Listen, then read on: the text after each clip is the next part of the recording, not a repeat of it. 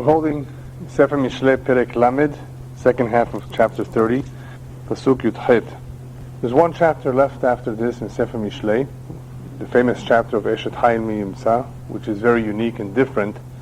So this, in some ways, is the last chapter where he talks a little bit about his observations of the world, some of the inequities, some of the most amazing things that he's observed, some of the things that he does not understand, some of the things that we need to watch out for. Shelosha hemma nifleu mimeni ve'arba'a lo yida'atim. There are three things that are concealed from me, and four that I do not know. He lists what these three or four things really are. It's one after another. But before we go into what they are, what does it mean that they are concealed from me? He's going to give some examples of certain things that appear to conceal themselves, but he's also talking about certain things that he doesn't understand. Ta'amei mitzvot. There are certain mitzvot that are really difficult to understand. We're not even talking about hukim. There are hukim, there are mitzvot that do not make too much sense, they're not logical, they definitely have a reason. But here he means to say that there are some things that appear to be contradictory or simply puzzling. And he compares it to the following. Derech hanesher b'shamayim, derech nachash al etzur, derech oniya belevyam, v'derech gever be'alma. The way of the eagle in the heavens, the way of a serpent on the rock, the way of a ship in the heart of the sea, and the way of a man with a young woman. What do these all have in common? That after the nesher has traveled in the shamayim, after the eagle has traveled in the shamayim, could you tell that it went through? You could not tell it that it went through. The same thing with a serpent, aletzur, going through on a rock. Could you tell there was a nachash there before? No. But it went there, it traveled through. Or derech oniya belev yam, or a ship going through the ocean. If you wouldn't be there at the time and see the waves, are there any tracks that the ship left behind? There are no tracks, and the same is true with a man and a woman. Unless she becomes pregnant, the woman, there's no way telling that the man was together with a woman. In other words, what all these have in common is that they can be concealed. In the same way that they can be concealed, there are certain things that are concealed that I do not understand. The last one, the derech gever be'alma, he's going to elaborate a little bit more on. The fact that a man can be with a woman and it could not be known, unfortunately could lead to sin. It could lead to znut. Because the woman can easily cover it up. As he says in the following pasuk, Ken derech isha mena'efet, achla u'machata piya ve'amra lo pa'alti aven. In the same way, so is an adulterous woman. She eats and wipes her mouth, and she says, I have committed no sin. Who can prove it? It's difficult to prove. So therefore, because some of these things can be concealed, when it comes to gever be'alma, that could lead to sin. That is why there is problems with yihud, men and women being in the same room, locked, without anybody being able to enter the room. It could be an issue of yihud. There are certain halachot as to how one can be with another individual in the same room, depending on the circumstances, how many men, how many women, if it's a relative or not, and so forth. Because it could easily come to sin. I'm going to give you a couple examples that the Mefarshim say that Shlomo Melech had some questions about. He was puzzled as to what the reasoning is of the mitzvot. One of them is Yibum, and one of them is a divorcee, a woman who's a divorcee. Yibum means very unique and special mitzvah that if a man dies without leaving behind children, so his wife has now the opportunity to marry the man's brother, if the two agree, and if a child is born, that child will, according to the Kabbalah, have the neshama of the deceased husband, and he will be like the continuation, the name will be given to him. That's a very special mitzvah called mitzvah Yibum, which today is very rare. By Ashkenazim it's not common at all. But by the Sephardim it was still done up until recently. That if the two agreed, Of course, assuming that the other man was not married, the brother was not married, because if he was married, there would be a problem of having more than one wife, depending on his tradition or not, if it was possible or not. But that would be a beautiful mitzvah of this woman marrying her brother-in-law. Now, ordinarily, if the man would have left behind children, and he died or got divorced, his wife cannot marry his brother, his ex-wife. The widow would not be able to marry her brother-in-law. A woman cannot marry her brother-in-law. Whereas a man can marry his sister-in-law if his wife passed away. Only if his wife passed away could he marry his sister-in-law. If his wife, his ex-wife, whatever, is still alive, then he cannot marry his sister-in-law either. His wife's sister. So here, what's strange is that wouldn't it make more sense if there were kids already, that this woman would marry the brother, the uncle would be with his nephews? That's what logic would say. Why not? What's wrong with marrying her brother-in-law? No, the Torah says only if the man had no children. Then if there is yibum, then they get married. If there's no yibum, there has to be halitza, which is a procedure before this woman can marry anybody else. There has to be something called halitza, which is really a release, that the brother-in-law releases her to be able to get married to anyone else. So if they don't agree to get married, they need to go through halitza. So here we have a situation where only in one way can she marry her brother-in-law, in the other way she cannot, if there are boys, if there are kids. Yes? I think that there's a release, meaning that the brother-in-law would have to prove. If he does not want her, if he does not want to make yibum, or she does not want him as a husband, before she can get married to someone else, she has to get a release from him called a halitza.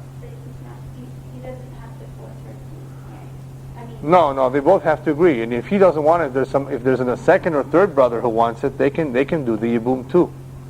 We first ask the older one, you want to do yibum? Does she want to do yibum? If they both agree, then we have yibum. But if there were children, then there would be no yibum. She would not be allowed to, even if she wants to, she would not be able to marry her brother-in-law. So this is a question that he may have had, It's interesting, why is it so? But Hashem knows why. The other situation is also very interesting. A woman who got divorced from her husband and married another man, and later on she regrets it. And so did her ex-husband. They regretted it. She's not allowed to go back to her original husband, her first husband. Once she married the second man, that's it. It's like they say in English, they burn the bridges. They can't get back together. Yes? No, only for the woman. What you ask is a good question. If the man got divorced from his wife, he went on to marry another woman, he didn't like her, or something happened, whatever. Now he wants to go back to his first wife. It's perfectly fine as long as his first wife agrees, and that has happened. It does happen from time to time. But the other way around, the Torah says no, and we've spoken about it when we gave a series here of Ta'amei Mitzvot. I suggested an explanation of why the Torah says if for a woman it's not possible for her to go back. Otherwise, if it would be possible, people who are not very modest would get divorced just for the night. You know why? After all, in this country they share partners, right? If that would be possible, that she would be able to go back, people would be doing that. And it's very sensitive for a woman who's the carrier of the child. We have to know where the child, from which man the child is from. She cannot just, go back and forth. It's a very delicate situation. So that is why once she gets married to somebody else, Kabbalistically too, the lines are severed. She cannot go back to her first husband. No connection can be made anymore. However, if this woman, after she got divorced, did not get married to another man, but she became an adulteress, right? She was living with several people, 1, 2, 3, 4, over the next couple of years. She wanted, I guess, to try it out. Of course, it's asur. Even though she's not married, it's still asur, because there's no kedusha, there's no chupah, it's asur.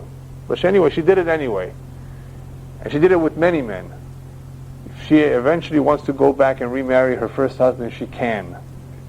Why? Because she was never married, in quotes, married to another man.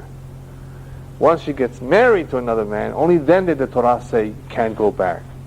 But if she was doing forbidden things with other men, and now she became a balat teshuvah, or wants to go back to her husband, and her husband of course accepts her, then fine. It's actually a mitzvah to bring them back together. So, why? Why is it a mitzvah? The Torah very much wants the original couple, who were probably meant for each other, who may even have kids together, to have a stable home. As long as, of course, they're okay with each other. If the two hate each other, then they shouldn't be living together. But if it was for something silly that they got divorced, and most divorces are for silly things, then an attempt should be made after, of course, they've worked on their personality and their character, and bring them back together, if at all possible. The only one who we cannot really help is a Kohen.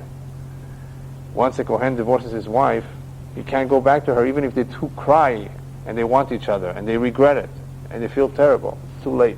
That's why whenever a Kohen comes to get a divorce, we delay it. We give him a hard time. We push it off because they have a temper and they may change their minds tomorrow. So if you give him the get now while he has a temper, comes tomorrow he can't change his mind. So we say, maybe he'll cool off over the weekend. So we give him some time to think about it. With Kohanim, we don't try to rush the get. So you see, I just gave you two examples of mitzvot that, what's the reasoning behind it? Who knows? So Shlomo Melech says they're concealed from me. With the situation with the woman covering up, concealing what she did, Shlomo Melech is also telling us that it's sad that people do not pay attention. Shalom mitbonenim, that just because something can be concealed, it doesn't mean that Hashem does not see. Person who does something in a concealed way, he's truly lacking yirat shamayim. Most people do not do averot, sins, because they are embarrassed. They don't want people to know what they did.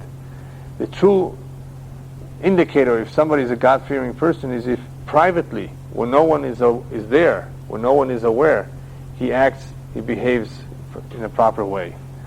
So, in this situation where a sin can be committed between a man and a woman, it is the ultimate test of Yirat Shamayim, where nobody would ever find out, but obviously Hashem does know. And one, of course, who goes ahead nevertheless, he has a complete lack of Yirat Shamayim. Nobody may know, nobody may find out about it. Hashem is going to reveal it in a way. He may, of course, he may reveal it. Next pasuk. Tachat shalosh ragza eretz v'tachat arba lo tuchal se'et. Once again, he mentions 3 and 4. Under 3 things, the earth quakes, and under 4, it cannot endure. He's about to list for us some situations which are hard to understand why they happen, and that people are very upset when they happen. One of them is Tachat Evet ki imloch v'naval ki yizba lachem. Under a slave who rules and a wretch who is sated with food. Let me explain a little bit what this means. I started off the shiur tonight by telling you that Shlomo Melech is going to point out to some inequities, some things that are not fair in life, some things that don't make sense, that he's puzzled about, that people are upset about. And this is one of them. How could it be, and how could it ever come, that an Eved Yimloch, one who was a slave, just yesterday he was a slave, he was a nothing, and the next day he's already a ruler, he's a mayor. Right? How could this be? And people are upset. Why does he get to this position? How did he make it to the top? He doesn't, and it's not a good idea for him to rule to begin with, because he doesn't know. He's not accustomed to it. He's accustomed to be a slave, a servant, not a ruler over others. He won't know, and he won't be able to do a good job. Or the other one, Naval ki yizba lachem. Naval is a wretched person, a person who's very low. One of these homeless people, that he should be having a good life, it doesn't make sense. This type of person should be the one that's going around asking for alms, begging people for tzedakah. But if you see this man having a good life, sated with food, and one who is smart and good looking and kind perhaps, suffering, struggling, you may wonder, where's the fairness involved? So people are upset that these things happen. And why do they happen? only because of the ma'asim of people, because of their deeds. When things appear to not go right, when things appear not fair, it's perhaps the people themselves have done something wrong. The example is during the times during the period in history of the Hashmonaim.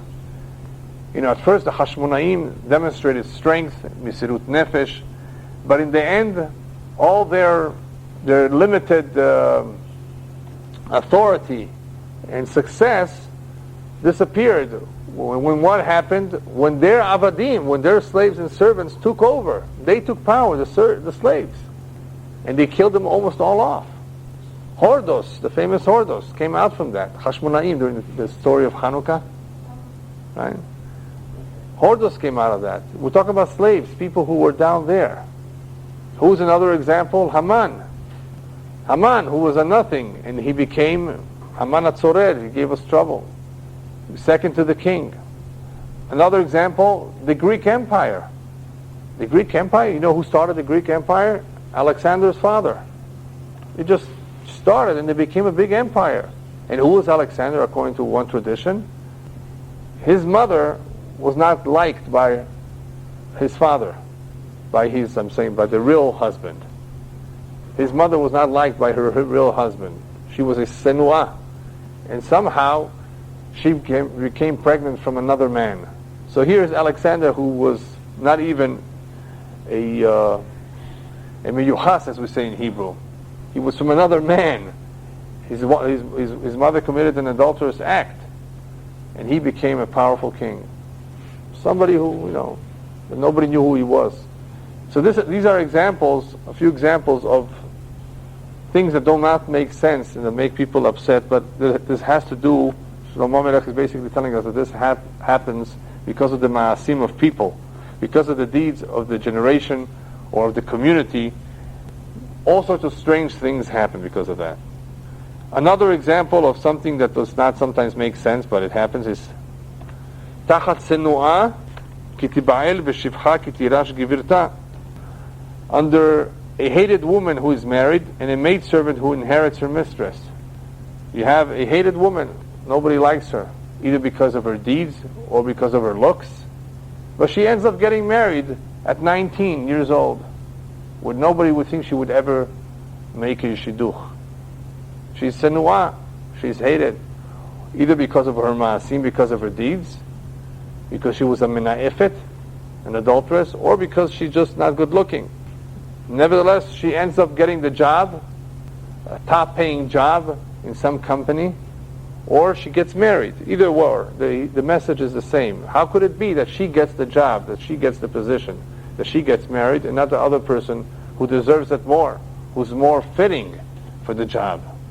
But it happens. And the other one was also strange. Could it ever happen that the maidservant will inherit her boss, the mistress? Yes. The mistress, the boss, she was on top one day, somehow she lost everything, and the maidservant inherited everything. That could happen too. Strange things can happen, that's what he's saying. This all has to do with the deeds of the community, of the people. So far, Shlomo Melech has given us examples that are strange, that do not make too much sense, that people are upset. And now he's going to give us examples that we can learn from. Arba'ahim the following four are small creatures on earth, yet they are exceedingly wise. Chachamim. There's something to learn from them, and whoever adapts, right? Adopt is from adoption, right? Adapts, okay. And whoever adapts their ma'asim, their characteristics, he is contributing lekiyum ha'olam. The commentators tell us that whoever adapts these characteristics from these creatures, he really contributes, he really is doing something constructive. And which ones are these creatures? It begins with the nemalim. Ha-nemalim am lo'az vayachinu b'kaitz lachmam. The ants are a people not strong, yet they prepare their food in summer. He's talking about the weakness of simple ants being weak. What can they accomplish? They're weak, well, they're small, but they accomplish a lot in preparing during the summer when there's harvest, the food that they will need in the winter. What is that? So anyway, even though they don't have that much strength, what do we see from that? They work hard. And that's what people should do. They should work hard, not be lazy. Look at the ant. They're not so strong. And look how much they accomplish. Look how smart they are. Look how they think in advance. And don't think for a moment that they are programmed from above to do that. You know, some people think that the animals are programmed by instinct. It's not such a thing as being programmed. You know, they have a certain degree of intelligence. They have a certain instinct, a certain understanding that that's what they need to do. That's the nemalim. The next example is shefanim. Shefanim am lo atzum vayasimu basela betam. Here he translates it, the hyrax says. Shefanim are all these little animals, whether it's the hyrax, whether it's the connie, the badger family, but the small ones. Today we call shafan the rabbit, but it's not necessarily the rabbit. So these shefanim, they're not that many. Vayasimu basela betam, and they make their home in the rock. How do they make their home in the rock? They dig, little by little, until the crevice becomes a big hole, until they can make that into their home. That means, what are they willing to do? There are not that many of them, but they're willing to work hard, slowly, little by little, until they accomplish their goal.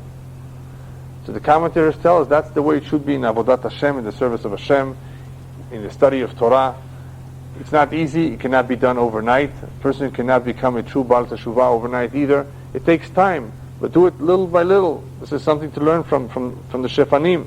They're not that many. That means that they don't have that much power. Their numbers are small. Look what they accomplish over time. From a rock, they can make their home because they go at it little by little. The next one that is smart and that is something to admire. The next creature is the arbe, the locust.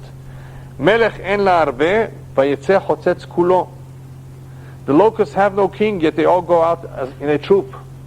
They don't have a king calling them together, yet there's an incredible achdut, unity. They all think about the same thing. We're going to get that field. We're going to eat it all up. We're going to all come down together at the same time. Somehow, it's incredible. I mean, we're talking about millions, not thousands, millions of locusts. If you've ever seen them, it's an incredible amount how they all think of the same thing at the same time. They all agree to go together. They don't split. So here, what's obvious is the point of achdut. No machloket. The importance of being together, how much can be accomplished if people are together, if they work together, if their minds are together, whether it's two friends, a husband and wife, two partners, whatever. The achdut is something very, very powerful. Learn from the arbe. They don't have a king, and look what they can accomplish by thinking alike. The last one is a very interesting creature. The last one is the semamit. Anybody know what creature that is? The semamit? You don't hear it too often today. Today in Hebrew they call it akavish, the spider. Semamit biyadayim tetapes v'hi bechle melech. The spider grasps with her hands and she's in the king's palaces. Now there are two points over here. Look what she accomplishes with her own bare hands. She's all by herself. There's no locust, there's no shefanim, there's no nemalim. She's all on her own, and she spins a web, and she catches her own food. Yegia kapecha.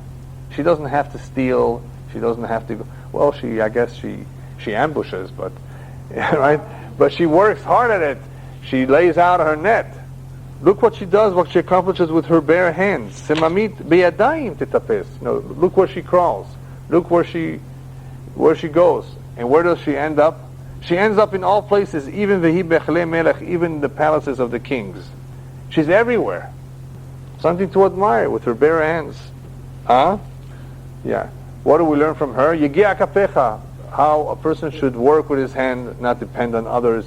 How much he can accomplish on his own if he really wanted to.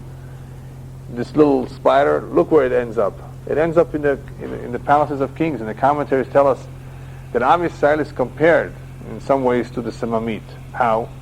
Nobody likes spiders, and nobody likes the Jews. But just like nobody likes spiders, and they end up being even in the palace of the king, even in the White House, I'm sure they'll find some spiders once in a while. Just like nobody likes them, and they end up in the highest places. Same thing with Am Yisrael. Even though nobody likes the Jews, they're still always the advisors. They're always in the palaces of the kings. Even the Shah had, I'm sure, Jewish friends, Jewish advisors, right? Hassan Melech Morocco, also the king of Morocco, he understood that the king of Turkey, Spain, Portugal, they always had the Jewish advisors. So they don't like them, but they're always in the palaces of the king. All right, we just have a couple more. Shelosha hema metivei tzad ve'arba'a metivei lachet. The following 3 or 4 are outstanding in their step, and 4 are outstanding in their walk. It's more or less a repetition. You have a group here who do an excellent job in the way they walk, in the way they run. Laish gibor b'behema. Laish is a lion. The lion is the mightiest of the beasts. Velo yashuv b'pnei kol. He is undaunted by anyone. What that really means in simple English, he's not afraid. He doesn't have concerns. You know, when a giraffe goes to drink some water, it bends down in such a way that it has to be ready to run in case an animal, prey, attacks her. You know, there are certain animals that have to be concerned of somebody bigger than them or whatever. A lion doesn't have any of such concerns. He doesn't look around. He just goes where he needs to go. Zarzir motnaim otaish umelech alkum imo. Zarzir motnaim, some say that it's the greyhound. Not the bus greyhound, but there are some dogs that are very fast. Some of these dogs are used by hunters to go catch a bird, an animal, or to pick it up. That's a zarzir. According to some commentators, we talk about a fast animal, a fast dog. Others say that a zarzir is a certain kind of bird, like the falcon, that hunters would also use to catch something, because it's a fast bird. Either way, there's speed to this bird. And then you have the taish, the he-goat, that he's always going ahead. He's not going in the back. Even though there's a herd, the he-goat goes in the front, goes ahead. And then you have Melech al-Kum Imo, the king against whom no one dares to rise up, because he's a powerful king, he's a strong king, he's a confident king. Why does he list these 4? Again, these are 4 that we can learn something from them. When it comes to the service of Hashem, is not to be afraid, not to be undaunted, not to be concerned what people say, to go up in the front, not to be the last, and to be like a king who is determined to do what he needs to do without any fears, because he's confident of what he's doing. There are some Jews who are not proud that they are Jewish. They are afraid. They are embarrassed. They take off their kippah, or they do certain things because they're not really comfortable with their identity of who they are. They feel sorry for the enemy, for the Palestinians, that they were robbed of their land. Well, what about your culture, your tradition, your religion? These who are strong, who are not concerned, who have no fears, who walk, in the front. And according to the commentaries, he's also giving us a remes to what the rabbis tell us in Pirkei Avot. Remember the Mishnah in Pirkei Avot, Have'az kanamer, kal kanesher, ratz katzvi, right? Be as courageous or strong as a lion, swift as an eagle, and fast as a deer. Be'az kanamer, in other words, as ferocious as a gibor kari, and az kanamer means strong like a lion, but ferocious like a leopard. All of these for what? Lasot retzon avicha shebashamayim. You may get up very early to catch a flight. You may rush to make some money, right? You may be very strong to not give up something. You have a good deal. You don't want to give it up. So you may show signs of strength, and you don't tire, and you're not lazy. So when it comes to Retzon Avicha Shebashamayim, to do a mitzvah, to get up in the morning, to go to tefillah, to a minyan, to a shiur Torah, show the same strength. You spend so much money on imported Italian furniture, spend at least as much on tzedakah, right? In other words, you have to show the same strength and same effort in Lasot Retzon Avicha Shebashamayim. And these are the ones that you should learn from. The lion, who's strong, who is not concerned according to the Kabbalah, these four that are mentioned over here, the lion, I think the eagle, actually they're not all mentioned here, but according to the Kabbalah, there are basically four types of individuals. One who comes from the side of the lion, one that comes from the side of the eagle, one that comes from the side of the bull, and one that comes from the side of Adam, of the human being. And people have different characteristics, not only astrologically, but depending on where the neshama comes from which sitra, from which side. No, distinctive neshama.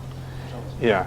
And the one that comes from the side of Adam is usually the one who has more power, or one who is more dominant and controls the rest of them. Anyway, that's a whole different topic. What the different neshamot that people have. All right, we have a couple more pesukim and we're done with the perek. Im navalta beitnase vimzamota yad lepe. He translates it here, if you have been put to shame, you will be in your ascendancy. And if you thought evil, put your hand to your mouth. In simple English, if you have been put to shame, don't worry about it. In the end, bitnase, you will come out on top.